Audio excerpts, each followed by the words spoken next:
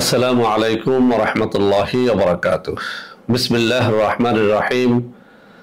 আলহামদুলিল্লাহি রাব্বিল আলামিন ওয়াল আকিবাতু লিল মুত্তাকিন ওয়াসসালাতু ওয়াসসালামু আলা নাবিয়্যিহি মুহাম্মাদিন ওয়া আলিহি ওয়া আসহাবিহি আজমাইন। আম্মা বা'দ।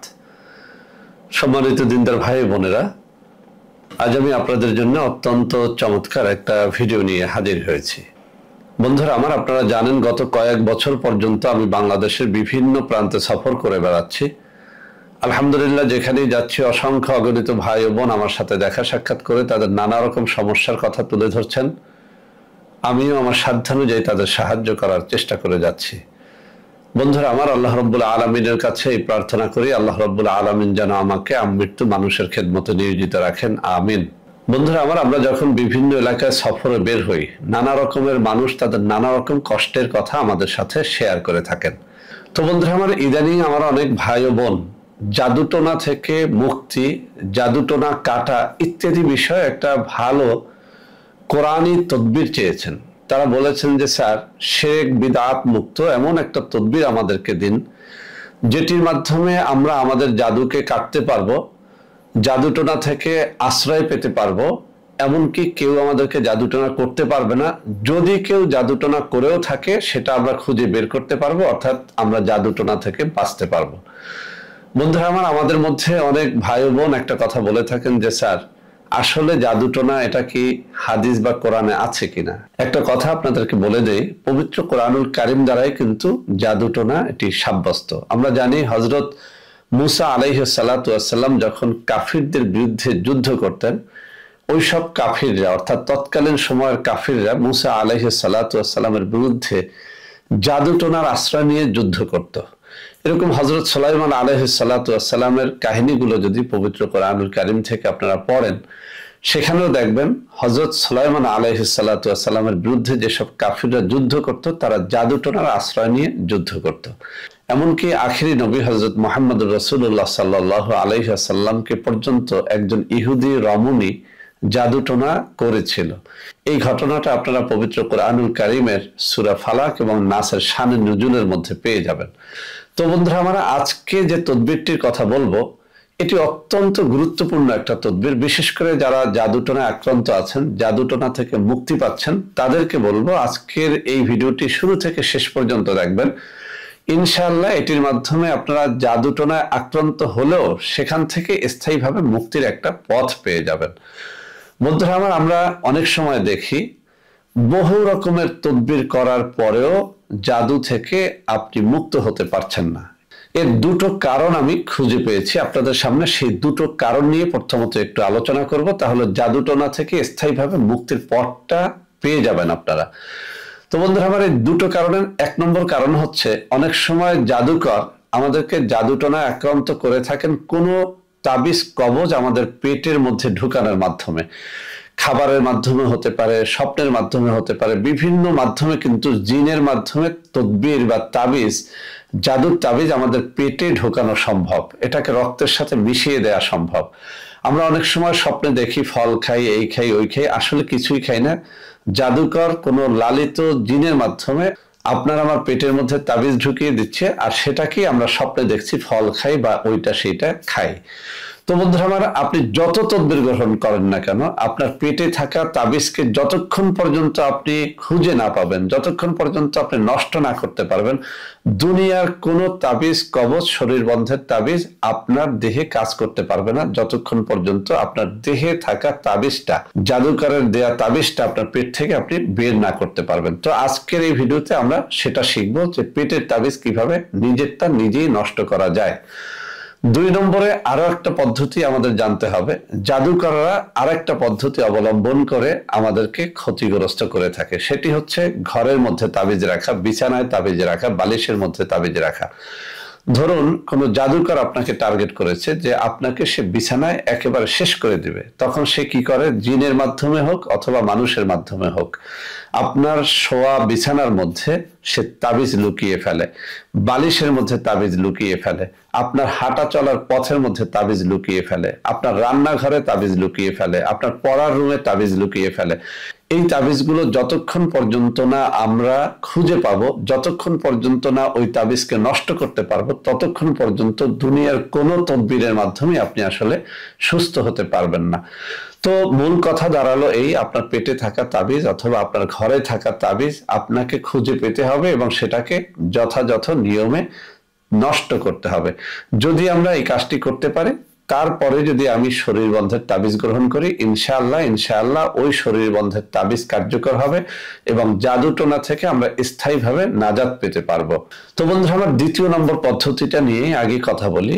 আল্লামা কারামত আলী জুনপুরি রহমাতুল্লাহ আলাইহ তার একটা কিতাবের মধ্যে তাবিজ খুঁজে বের করার একটা সুন্দর পদ্ধতি উল্লেখ করেছেন।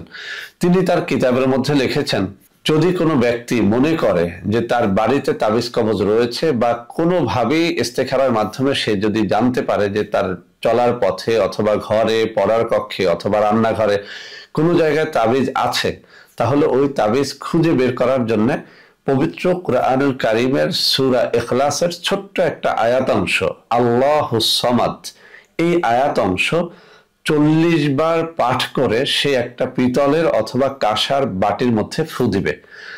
এরপরে মেশক জাফরানের কালি দ্বারা আল্লাহুস সামাদ শব্দটি সুন্দর করে একটা কাগজের মধ্যে 40 বার লিখবে।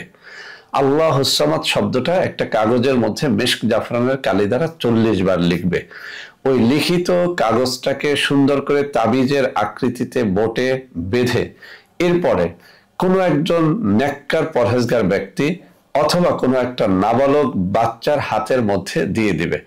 ওই হাতের তালুতে আবার আল্লাহুস সামাদ এই আয়াতাংশটুকু 40 বার পড়ে 40টা ফু দিবে। এভাবে পড়বে আল্লাহুস সামাদ, আল্লাহুস সামাদ, আল্লাহুস সামাদ। এভাবে হাতের তালুর মধ্যে 40 বার ফু দিবে। আবারও আমরা কথাগুলো একটু শুনে নেই। প্রথমত, কাগজের মধ্যে আপনি 40 বার আল্লাহুস সামাদ শব্দটি মেশক জাফরানের কালি দ্বারা লিখে সেটাকে তাবিজ বানাবেন। দ্বিতীয়ত, কোনো একটা কাঁসার অথবা পিতলের বাটি নেবেন, সেখানে আল্লাহুস সামাদ 40 বার পড়ে ফু দিবেন। তৃতীয়ত, কোনো একটা নাবালক বাচ্চা অথবা কোনো একজন নেককার পরহেজগার ব্যক্তির হাতের তালুর মধ্যে তাবিজটা রেখে সেখানে 40 বার আল্লাহুস সামাদ পড়ে ফু দিবেন। প্রতি একবার পড়ে একবার ফু।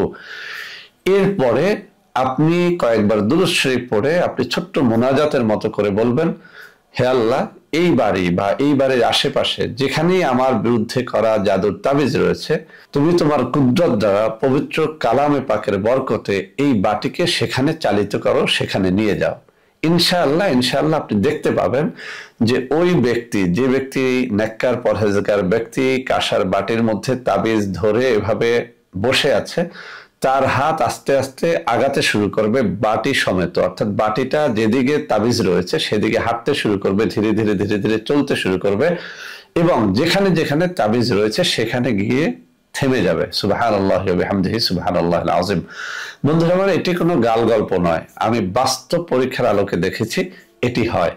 যদি আপনি একজন নেককার মানুষের হাতে এই কাজটি করান অথবা কোনো তুলারাশি যুক্ত মানুষের হাতে করান অথবা কোনো নাবালক শিশু, মূলত নাবালক শিশুদের কথা এই কারণে বলা হয় তারা নিষ্পাপ, তো তাদের মাধ্যমে এটা করান, আপনারা দেখবেন বাটি চলতে শুরু করেছে এবং যেখানে যেখানে তাবিজ রয়েছে সেখানে গিয়ে থেমে যাচ্ছে। এরপরে আপনার যেটি কাজ, আপনি যেখানেই বাটি থামবে সেখানে একটা দাগ দিয়ে রাখবেন।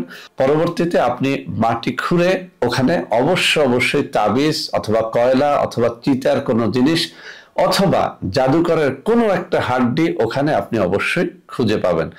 খুঁজে পাওয়ার পর সেই জিনিসগুলোকে আপনি একত্র করবেন, আল্লাহর নাম নিয়ে সেগুলোকে পানিতে ফেলে দিতে পারেন অথবা পুড়ে একেবারে ছাই করে দিতে পারেন। এভাবে করার পর আপনি যদি আপনার শরীর বন্ধের তাবিজ গ্রহণ করেন, নতুন করে কেউই আপনাকে আর জাদুতে আক্রান্ত করতে পারবে না। তবে আবারও বলছি, এই বাড়িকে তাবিজ থেকে মুক্ত করার পর অবশ্যই আপনি যেন আপনার বাড়িটাকে আবার নতুন করে বন্ধ করে নেন। বাড়ি বন্ধের তাবিজের জন্য আপনারা আমাদের সাথে যোগাযোগ করতে পারেন, আর এই কাজটির জন্য আমাদের সাথে যোগাযোগ করতে পারেন, তবে আপনারা নিজেরা করাটাই উত্তম। বন্ধুরা আমার, এবার আলোচনা করব কিভাবে আপনার পেটের তাবিজ নষ্ট করবেন। বন্ধুরা আমার, পবিত্র কোরআনুল কারীমের মধ্যে এমন কিছু আয়াত রয়েছে, এমন কিছু সূরা রয়েছে, যেসব সূরা আপনারা যদি লবণের উপরে ফুঁক দিয়ে নিয়মিত 7 দিন অথবা 14 দিন অথবা 21 দিন অথবা 41 দিন পর্যন্ত খেতে থাকেন, আপনার পেটে থাকা জাদুকরের তাবিজ সেটা নষ্ট হতে বাধ্য। যেমন সূরা ফালাক, সূরা নাস, সূরা ইখলাস, সূরা কাফিরুন 4 কুল অথবা 3 কুল, সূরা ইখলাস, সূরা ফালাক, সূরা নাস প্রতি একবার পরে একবার ফু, এভাবে 7 বার পরে অথবা 14 বার পরে অথবা 21 বার পরে অথবা 41 বার পর্যন্ত পরে ওই লবণ খালি পেটে খাবেন। ইনশাআল্লাহ জাদুকরের তাবিজ আপনার পেটে থাকলে, আপনার দেহের সাথে মিশে গিয়ে থাকলেও সেটা নষ্ট হয়ে যেতে বাধ্য। তো বন্ধুরা, আমার পেটের তাবিজ নষ্ট করার জন্য আরো একটা পদ্ধতি রয়েছে। আপনারা দেখবেন কিছু মানুষ যারা পেট তুলতে জানে, দেশের বিভিন্ন অঞ্চলে এই পেট তোলাকে কেউ নাভি তোলা বলে, পেট খোলা বলে, যেভাবেই বলুক না কেন, মুখ থেকে বিভিন্ন দোয়া দরুদের মাধ্যমে, নাভির মাধ্যমে পেট থেকে তাবিজ তোলা যায়।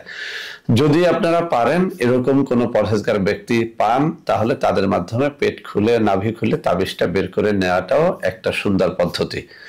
তো বন্ধুরা, আমার পেট খুলে তাবিজ বের করেন, নাভি খুলে তাবিজ বের করেন, অথবা দোয়া দরুদের মাধ্যমে আপনার পেটের তাবিজ নষ্ট করেন। যেভাবেই করেন না কেন, আপনি আপনার শরীরটাকে এরপরে অবশ্যই বন্ধ রাখতে হবে। অর্থাৎ এই কাজ করার পরে আপনি যদি আপনার শরীরটাকে বন্ধ করে ফেলেন, তাহলে নতুন করে আপনাকে কোনো জাদুকর আর তাবিজ করতে পারবে না। তো বন্ধুরা আমার, আপনার বাড়ির মধ্যে থাকা তাবিজ আপনি খুঁজে নষ্ট করুন, এরপরে আপনার পেটের তাবিজ বের করে ফেলুন, এরপরে আপনার বাড়ি বন্ধ করুন এবং আপনার শরীরে তাবিজ ব্যবহার করুন শরীর বন্ধের জন্য। ইনশাআল্লাহ ইনশাআল্লাহ কোনো জাদুকর নতুন করে আর আপনাকে কোনো ধরনের ক্ষতি করতে পারবে না। তো বন্ধুরা আমার, যারা এভাবে তাবিজ কবজ ব্যবহার করতে চান না, তাদেরকে বলি 33 আয়াত দৈনিক পাঠ করবেন, অথবা 4 কুল বা 3 কুল পরে 5 ওয়াক্ত নামাজের পরে শরীর ঝাড়বেন। ইনশাআল্লাহ ইনশাআল্লাহ কোনো তাবিজ কবজ ছাড়াই আপনার শরীরটা বন্ধ থাকবে এবং আপনি সকল প্রকার জাদুটোনার হাত থেকে বাঁচতে পারবেন। তো বন্ধুরা আমার, আজকে যে বিষয়টি নিয়ে কথা বললাম অত্যন্ত গুরুত্বপূর্ণ একটা বিষয়। যদি আপনারা শিখতে পারেন, ইনশাআল্লাহ এর দ্বারা আপনারা ফায়দাবান হতে পারবেন। বন্ধুরা আমার, ভিডিওটি ভালো লাগলে লাইক করবেন, কমেন্ট করবেন, শেয়ার করবেন। এই জাতীয় তাবিজ কবজের জন্য আপনারা আমাদের সাথে যোগাযোগ করতে পারবেন। আমি স্ক্রিনে কিছু নম্বর দিয়ে দেবো, ওইসব নম্বরে আপনারা সরাসরি ভিডিও কলে আমার সাথে কথাবার্তা বলে ওইসব তাবিজ গ্রহণ করতে পারবেন, অথবা সরাসরি আমার সাথে যে কোনো অফিসেও দেখা সাক্ষাৎ করতে পারবেন। তো বন্ধুরা আমার, সবাই ভালো থাকবেন। ভিডিওটি ভালো লাগলে লাইক করবেন, কমেন্ট করবেন, শেয়ার করবেন। আল্লাহ হাফেজ। আসসালামু আলাইকুম ওয়া রাহমাতুল্লাহি ওয়া বারাকাতুহু। বন্ধুরা আমার, আপনাদের মধ্যে অনেকেই আমাদের প্রোডাক্ট ক্রয় করতে গিয়ে প্রতারিত হচ্ছেন। সেজন্য এখন কিছু নম্বর আমি মুখে পড়ে শোনাবো। এই সব নম্বরে প্রোডাক্ট অর্ডার করলে আপনারা ইনশাআল্লাহ প্রতারিত হবেন না। 01335096001, 01335096002, 01335096003, 01335096004, 01335096005, 01335096006। এছাড়াও বন্ধুরা আমার, আমাদের একটা হটলাইন নম্বর রয়েছে। এই নম্বরটি 24 ঘন্টা আপনারা খোলা পাবেন, 09647450450। বন্ধুরা আমার, এছাড়াও সারা বাংলাদেশের সবকটা অফিসের নম্বর এখন আমি হাতে তুলে ধরে দেখিয়ে দিচ্ছি। এই সব নম্বরেও আপনারা প্রোডাক্ট অর্ডার করলে প্রতারিত হবেন না ইনশাআল্লাহ।